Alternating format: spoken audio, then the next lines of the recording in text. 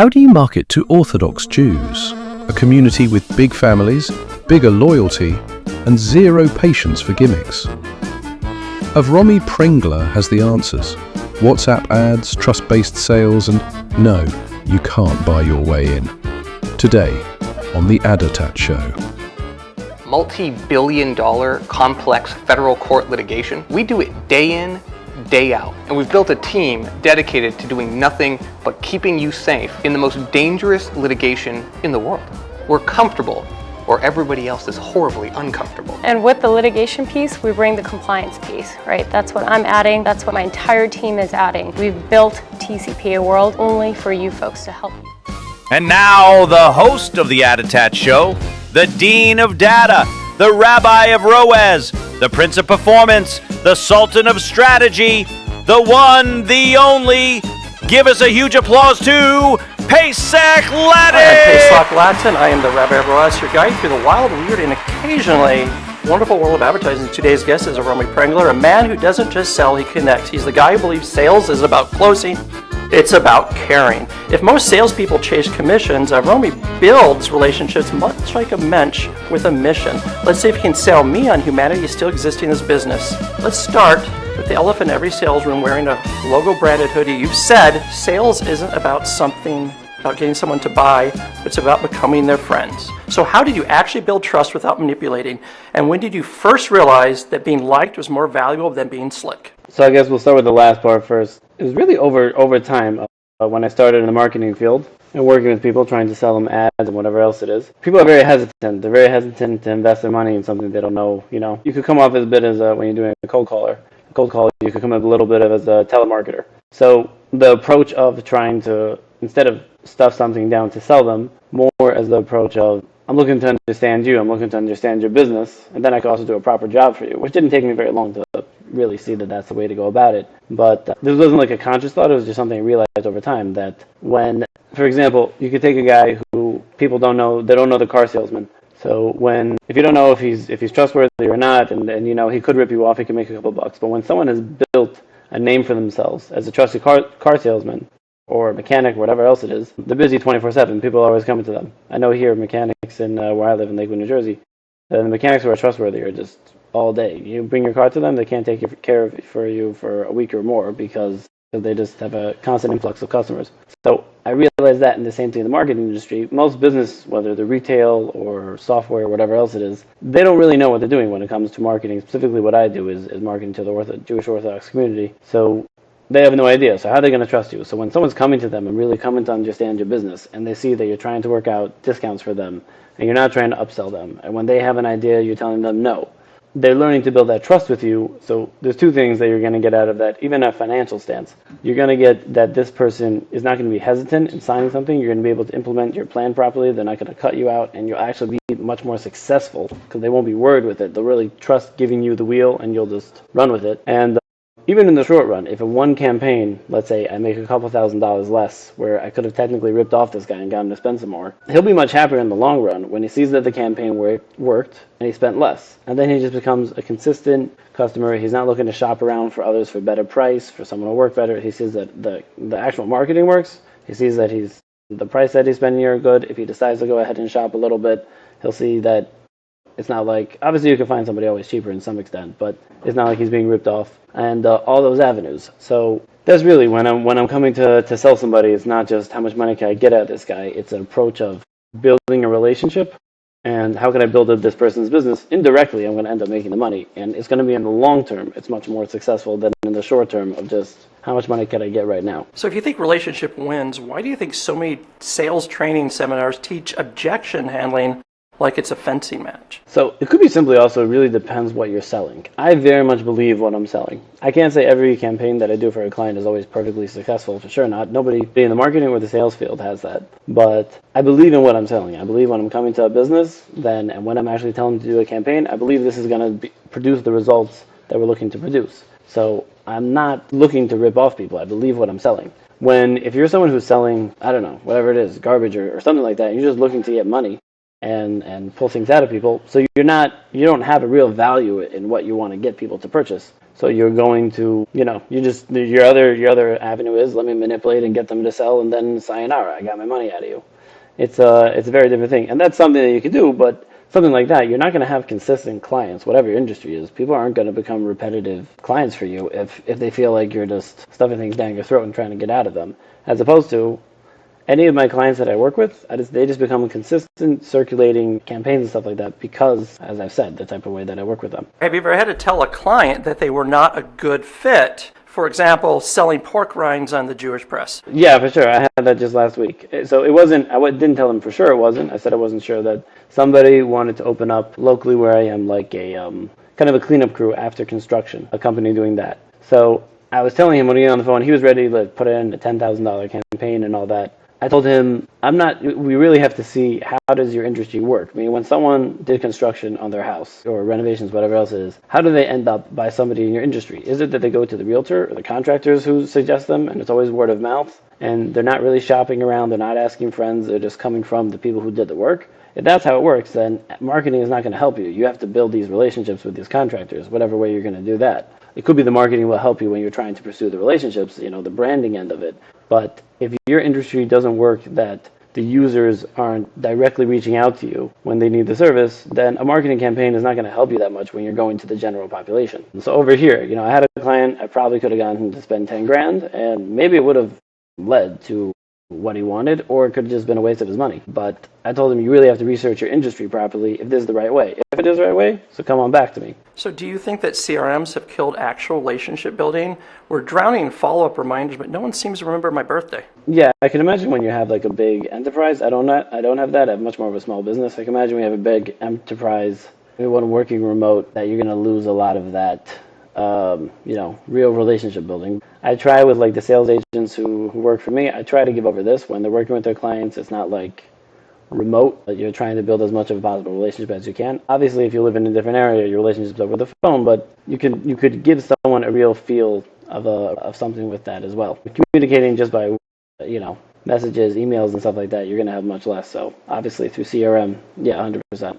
In fact, If last touch attribution worked, your waiter would take full credit for your meal. We make sure the chef gets credit too. Incremental. in 5 years, will friendship as a strategy be the standard, or will robots finally take over? I don't know. That we have to ask Elon Musk where he's going to be with the robots.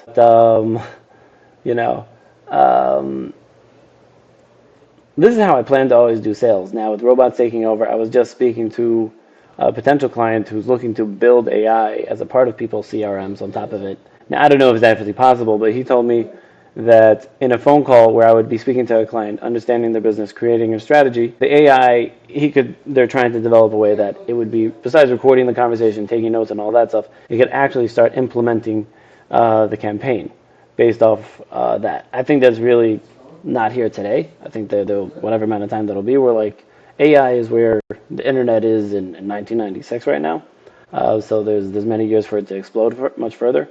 But it could be the implementation of a lot of things. But the actual human relationships, I imagine generally will stay. But, I don't know. As I said, we can see where Elon Musk develops everything. So everyone thinks sales is a step away from a used car dealership territory. Spray some Axe body spray, inflate some KPIs, and pray the client doesn't Google you. But you argue the opposite, that sales with integrity means making people successful, not squeezing their budget. So where's the line between persuasion and predatory? I really try not to have this mindset of predatory. I'm not even talking about from a moral compass. I believe it's just unintelligent business-wise. Now, it depends what your industry is. If you're selling something that you think is junk and you're just looking to make some money, so you got to be the predator, manipulator type of guy. But if you're selling something that you actually believe in the product, I think it will just always produce better when you have this sales pitch.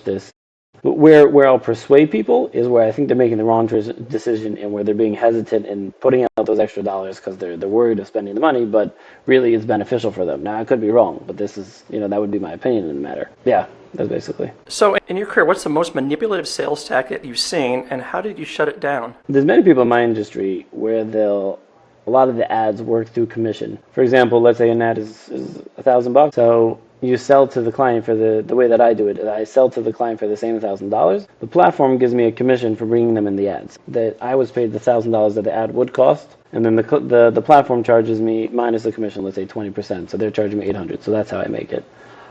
Manipulative way that others have worked is they'll try to push the platform even lower than that $800, which I guess you're always welcome to do, and they'll raise the price up on the client. I guess I'm entering more of a dishonesty type of place, but manipulative, convincing people which platforms to use when you have ulterior motives, you're getting higher commissions from them. That's something that I see that others have done in my industry, and that's one reason. Again, it goes with the idea of being people's friends.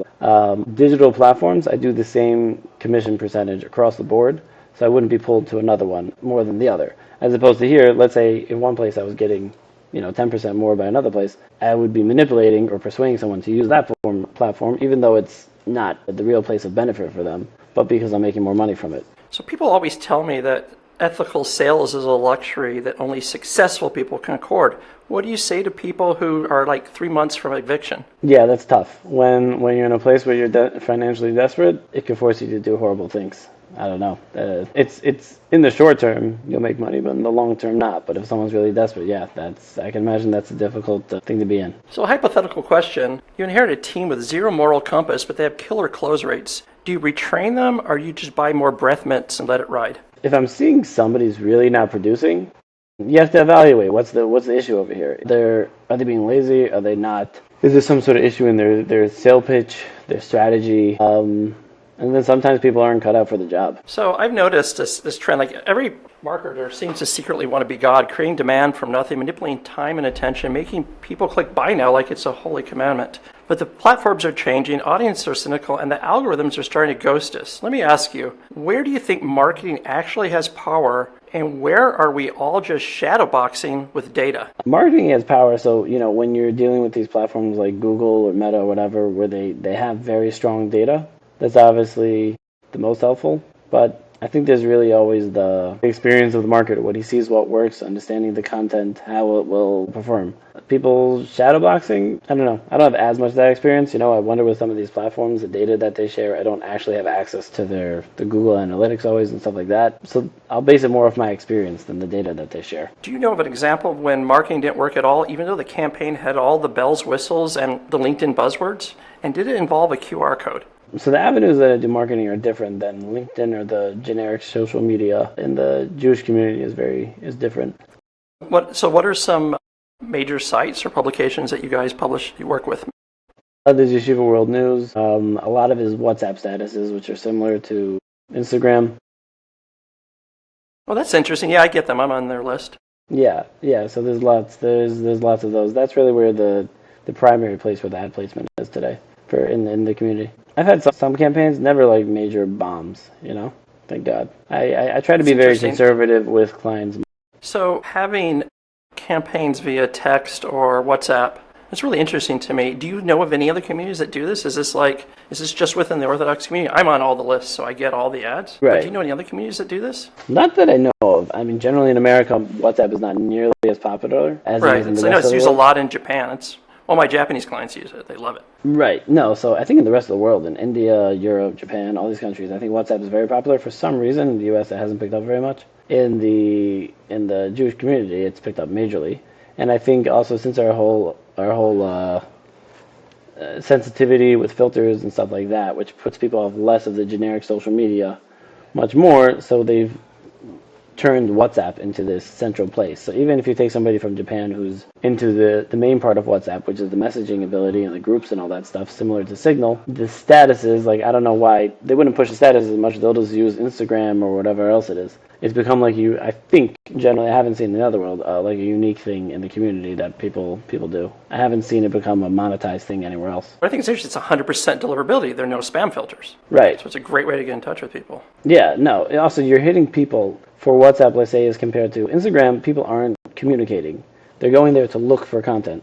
WhatsApp, you're hitting people in their text messaging place where they're messaging everybody, and that's where they're living their basically communal life talking to everyone. In that, you have all the statuses locked in, so you're really hitting the consumer directly where they're spending a lot of their time. So let's say you're running a market for a product no one actually needs. Can you sell it to me? If it's something that I don't believe in, I won't market it. I'll tell my clients. You won't do it at all? No, not to say any specific things, because I wouldn't want someone that came to me with an idea, but there were ideas that clients came to me. I mean, if it's a maybe and they're pushing, they really want it, I'll come up to them with the best plan. But like, there's certain things that just are bad ideas, and I'm not gonna pull. One guy came to me with, he wanted to promote his status, which he said was a comedy status. He wanted to put in a couple $1,000s. It just looked like awful content. Now it could be I have a different opinion, but I didn't believe in it at all, and I didn't believe he was going to get any followers for the ad he wanted to do for it, and he would just waste all his money. So I don't know. I told him I'm not going to, whatever. I forgot the excuse I made, but if he went to somebody else, he went to somebody else, but I wasn't going to waste his money. So now my favorite part is I get to strand you on a desert island. You're marooned. You get your wife, your kids, and your two best friends. You don't have LinkedIn, no Google Sheets, no espresso machine. So do you build a startup from coconuts or finally take that vacation you've been fake booking on Outlook? Yeah, I would take that vacation. That's like my type of vacation, is just peace of mind. So who's running logistics and who's most likely to declare themselves king of the island by day 3? I'll probably call myself. You better say your wife's the king or queen if she watches this. Yeah, I'll probably call myself king of the island after a couple of days. But yeah, she'll definitely be the queen. Which of your real life skills actually helps here? Are you a fire starter or just good at morale? No, I'm definitely, I would say one of my greatest traits is I don't give up on anything. I push very hard at anything that I do. And morale? I guess so, I try to be very positive in life, so I try to give that over to my team. How long do you think before you start selling things to the other islanders? And what's your pitch? Like maybe seashell NFTs? I probably shouldn't mention seashells thanks to a current what's in the news recently. Right. Maybe like a good go-to market coconut strategy. Right. It could be, yeah. I guess I would think of something, I sort of fell into this industry and just learned how to do it. So if I was in the coconut industry, I guess I would learn how to do that. So let's just say you're off the grid, obviously, you're on the island. What part of the business world would you never want to return to? Funny as it is, the social media world is a headache. Even though that's primarily what I'm... Yeah. I mean, I don't know how I would have a proper business without it currently. I mean, if it didn't exist, I guess it would just be the other avenues how there were before it. But it takes over your life. It's very annoying. So it would be great not to have that. Let's just say a genie appears. It offers you Wi-Fi, a satellite phone, or a frozen margarita machine. Pick one and explain your priorities. Cell phone. If it could be balanced properly, I enjoy being in contact with people. Not to be, So would you ever walk away from what you do? And if so, what does that version of your life look like? If I'd walk away, it'd be to retire. And, pursue God. But my industry, I really enjoy my industry. I'm very much of the opinion of a line I heard from Ben Shapiro once, where he said, for a career, find something you enjoy, something you're good at, and something people pay you money for. And I found that in my industry. I don't think I'm a contractor. I'm not meant to own a restaurant. I'm not a major food guy. So I found what I like, what I'm good at. My day when I come to the office just flies by. I don't even notice the time going. You said you haven't found your Yodi yet, but if you had one, what would they teach you? And lightsaber training is optional. It'd be cool to use a lightsaber, I don't know. Is there a moment in your life that completely changed how you view business or possibly yourself? Progressive. I wouldn't call it one explosive moment. I would say it's like all been a progressive movement. But even yourself, there was not like one point where you're like, wow, like this made a big change in who I was? Even that, no. I mean, there was a point that I learned that idea. When you have issues with people, it's mostly the issue is you, not them. But that wasn't something that I learned today. That was a progress over, a number of years. So you often talk about making clients successful, not winning.